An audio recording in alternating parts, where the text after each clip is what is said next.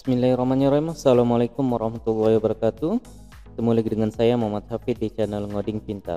Oke, kali ini kita akan melanjutkan pembuatan aplikasi e-arsip kita ya. Di video sebelumnya kita sudah berhasil menyelesaikan data arsip surat ya. Jadi yang terakhir yang sudah kita selesaikan adalah manajemen data arsip surat. Kita sudah berhasil membuat seluruhnya ya. Jadi mulai dari data departemen, kemudian data pengirim surat dan data arsip surat itu sudah kita berhasil buat, dan kita juga sudah berhasil membuat untuk fitur upload filenya ya. Kita sudah berhasil buat untuk fitur upload filenya. Jadi nanti bayangannya seperti ini. Ketika ada surat masuk, kemudian kita inputkan, lalu file yang kita scan ya, atau gambar yang sudah kita scan atau surat yang sudah kita scan itu kita upload, kemudian kita bisa lihat dari sini. Jadi misalnya undangan rapat kerja ini, kemudian kita mau lihat filenya, boleh kita tinggal klik lihat file ini, maka kita akan diarahkan ke file yang sudah kita scan ya. Anggaplah ini adalah file surat yang sudah kita scan sebelumnya, seperti itu. Nah, kali ini kita akan coba selesaikan aplikasi kita ya. Yang terakhir yang kita mau buat adalah untuk fitur login ya. Jadi seperti yang sebelumnya sudah saya lihatkan, di mana sebelum kita mengakses halaman admin ini kita harus login terlebih dahulu ya. Nah, namun di sini kita belum buat loginnya ya. Nah, bagaimana cara buat untuk fitur loginnya? Silakan teman-teman buka getbootstrap.com. Kita akan coba cari template yang sesuai ya. Kemudian silakan teman-teman arahkan ke menu example ini ya. Kita akan coba lihat contoh yang ada di sini ya. Nah, di sini ada banyak contoh-contoh yang bisa kita download ya. Nah, salah satunya ada ini login. Namun kita akan coba ambil yang ini ya, floating labels ini ya. Kalau kita coba klik ya, nah kita arahkan, nah maka dia akan tampilannya seperti ini. Ketika kita arahkan ke login ini, misalnya ini username, ketika kita klik atau kita ketikkan sesuatu misalnya admin, nah maka labelnya akan ada animasinya seperti itu ya. Nah, ini yang dikatakan floating labels. Nah, ini yang akan kita pakai. Nah, gimana caranya? Caranya untuk mengambil example ini kita tinggal download ya. Nah, silakan teman-teman download example ini. Silakan diklik ya, download example. Nah, kemudian kalau sudah silakan di-download, ukurannya hanya 700-an KB ya. Tidak sampai 1 MB, silakan di-download. Nah, kalau sudah di-download silakan dibuka filenya. Kemudian silakan diekstrak ya, silakan diekstrak. Nah, lalu kita masuk ke dalamnya. Nah, kita cari yang sesuai dengan yang kita inginkan, yaitu floating labels tadi ya. Namanya adalah floating labels. Silakan teman-teman arahkan ke folder ini ya. Silakan diklik 2 kali, kemudian coba kita klik index.html-nya. Nah, maka dia akan mengarahkan seperti ini ya. Kita sudah download filenya, tinggal kita akan kopikan ke dalam project kita. Silakan kembali ke foldernya ya. Jadi floating labels ini silakan teman-teman blok, kemudian di copy boleh ya. Silakan teman-teman copy, kemudian pastekan ke arah SAMPP kita, kemudian dalam htdocs, lalu masuk ke dalam arsip kita, kemudian pastekan di situ ya. Nah, jadi kita sudah berhasil pastekan ada 2 ya, ada 2 file. Yang pertama index.html, kemudian yang kedua adalah floating labels.css ya. Nah, ini kan berhubungan dengan CSS, jadi silakan kita pindahkan. Ini boleh teman-teman klik ya, floating labels ini silakan di cut ya, silakan di cut, kemudian pindahkan ke folder assets, kemudian CSS ya. Nah, lalu silakan dipastekan di situ. Nah, jadi kita sudah berhasil pastekan untuk floating labels ini. Nah, di sini kita akan membutuhkan gambar ya untuk tahapan awal ya. Untuk tampilan awal kita di sini ada gambar ya, atau logo kita. Silakan teman-teman siapkan gambarnya atau logonya. Di sini saya sudah siapkan ya. Kemudian pindahkan gambar tersebut di dalam folder arsip kita. Kemudian masukkan ke dalam aset, lalu pastekan di situ ya. Jadi dalam aset, kemudian logo .png. Nah, di sini nama gambar saya adalah logo .png ya. Di sini saya ngambil dari logo Ngoding Pintar ini. Nah, silakan teman-teman siapkan ya. Kalau sudah silakan pindahkan ke dalam sini. Jadi struktur foldernya ada di aset, kemudian pastekan di dalam situ ya. Nah, jadi itu yang teman-teman harus siapkan. Kemudian kalau sudah silakan teman-teman buka text editornya, kemudian open kembali project kita yaitu arsip. Nah, di sini kita dapati sudah ada index.html ya. Index.html sudah kita masukkan ke dalam situ. Kemudian di dalam folder aset kita juga sudah kopikan logo.png ya. Di sini saya sudah siapkan gambarnya. Silakan teman-teman siapkan juga. Kemudian di dalam folder CSS kita sudah kopikan juga floating labels.css ya. Ini kebutuhan untuk form login kita seperti itu ya. Nah, kalau sudah silakan teman-teman klik index.html ini, kemudian kita rename ya. Kita rename index.html menjadi index.php ya, karena kita akan menggunakan PHP. Nah, seperti itu. Kalau sudah silakan ini boleh di close dulu, kemudian dibuka kembali ya. Nah, jadi kita sudah berhasil refresh filenya ya. Nah, sampai sini kalau sudah silakan teman-teman save, kemudian coba kita jalankan di project kita ya. Nah, di sini kan arsip. Silakan teman-teman jalankan localhost arsip kemudian enter. Nah, maka kita akan diarahkan seperti ini ya. Nah, ini adalah form login kita. Cuma masih belum kita setting untuk CSS-nya ya. Nah, silakan teman-teman kembali ke text editornya. Kita mau setting-setting dulu. Di sini titelnya kita akan ganti ya. Misalnya ini arsip kemudian login seperti itu ya. Nah, lalu di sini kita butuhkan untuk CSS-nya ya. Nah, ini kan kita butuhkan CSS. Nah, tadi kita sudah kopikan ya untuk floating labelsnya sudah kita copy. Ini bisa kita hapus saja ya. Ini silakan teman-teman hapus, yang link ini kita boleh hapus. Kita coba panggil yang pertama adalah CSS dari Bootstrap ya. Nah, perhatikan kita mau ambil bootstrapnya ya. Bootstrapnya gimana caranya? Itu lokasinya kan ada di dalam folder aset ya. Berarti ini kita boleh hapus, titik duanya ini boleh dihapus. Kemudian kita masuk ke dalam folder aset. Kemudian disknya ini kita boleh hapus.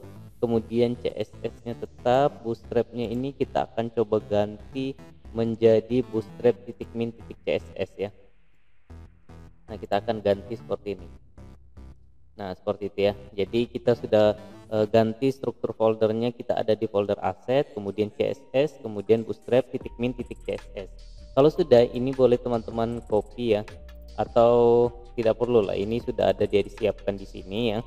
Nah, ini kita boleh sesuaikan dari lokasinya ya. Ini boleh kita copy ya, mulai dari aset sampai dengan CSS ini boleh di copy, kemudian dipastekan ke dalam sini ya. Nah, jadi setelah href kita arahkan ke dalam folder aset, kemudian folder CSS, lalu floating labels.css yang ini yang sudah kita copy tadi ya.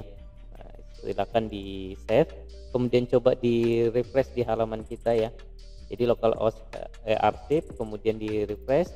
Nah, maka kita sudah berhasil menyesuaikan tampilannya ya. Kita sudah berhasil memanggil dari CSS-nya ya. Jadi pengaturan CSS-nya sudah kita sesuaikan lokasi filenya seperti itu. Nah, di sini kan tadi ada gambar ya. Kita akan coba panggil gambar kita terlebih dahulu. Silakan di setting ya. Di sini kan ada untuk gambarnya ya ini. Silakan teman-teman lihat di sini ada IMG. Kemudian SRC-nya nih saya akan coba ganti ya. Di sini saya letakkan lokasi filenya ada di aset ya.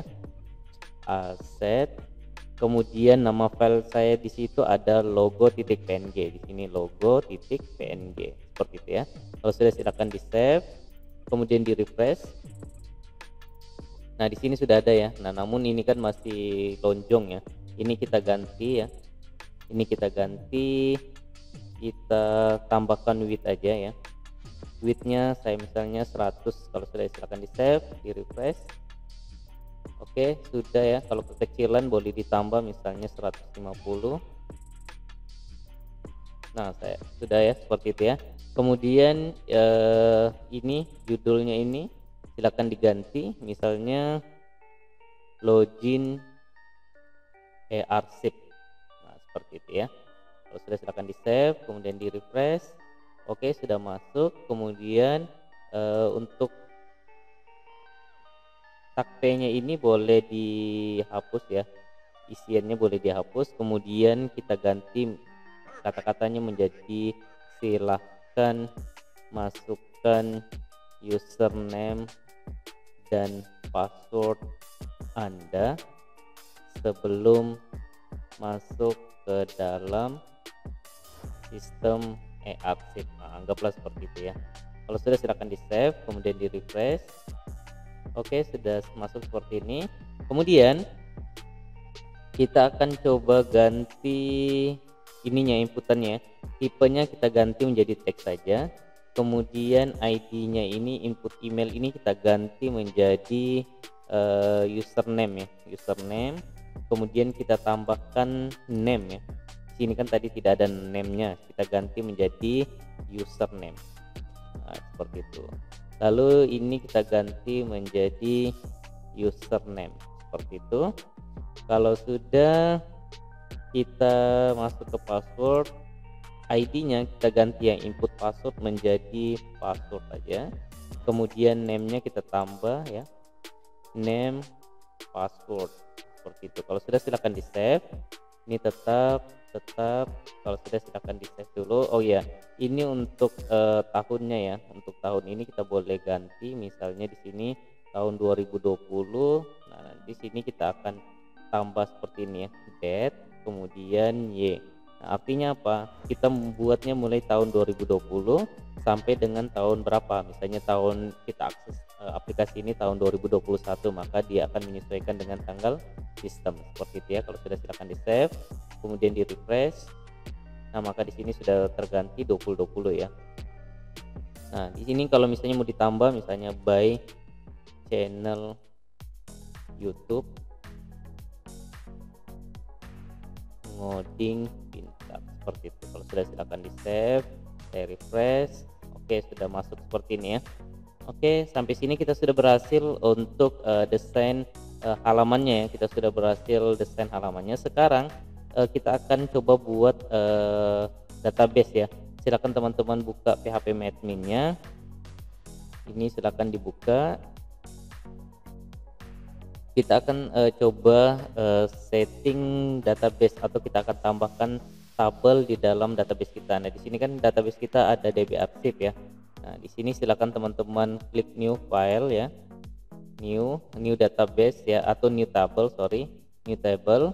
Kemudian kita ganti namanya menjadi tbl user seperti itu ya, tbl user. Kemudian di sini ada ID user, kemudian ada username, kemudian password. Nah, seperti itu ya.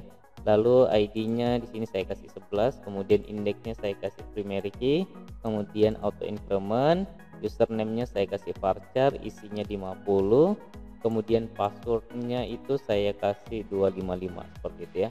Nah, anggaplah struktur tabel kita seperti ini ya. Kalau sudah silakan di save. Oke, sudah masuk ya. Jadi sudah kita berhasil menambahkan satu tabel lagi, yaitu tabel user seperti itu. Nah, kalau sudah, kita coba tambahkan datanya ya. Di sini misalnya username-nya admin, kemudian password-nya juga admin ya. Tapi di sini kita ganti menjadi MD5. Nah, ini kita coba ganti untuk MD5 ya. Jadi admin ini akan dienkripsi menggunakan metode MD5. Nah, ini cuma saya tidak sarankan ya untuk dilakukan apabila teman-teman sudah menerapkan aplikasi ini di luar ya. Saya tidak sarankan untuk menggunakan MD5. Kenapa? Karena ini rentan untuk di hack ya. Kalau misalnya teman-teman mau, silakan di hashing dulu, baru di MD5 boleh ya. Jadi digabungkan dua metode atau tiga metode untuk proses passwordnya. Kalau sudah silakan dikirim ya. Nah, kalau sudah dikirim berarti kita sudah berhasil masukkan data kita ya. Jadi username kita admin, kemudian password kita juga admin. Nah, cuma di sini sudah di encrypt ya, hasilnya jadi seperti ini ya. Jadi sudah teracak lah dari kata-kata password itu sudah diacak seperti ini ya. Jadi kita sudah encrypt kita punya password seperti itu ya. Nah, kalau sudah silakan teman-teman buat browse seperti ini, kemudian tambahkan datanya. Kalau sudah, silakan teman-teman kembali ke text editornya ya.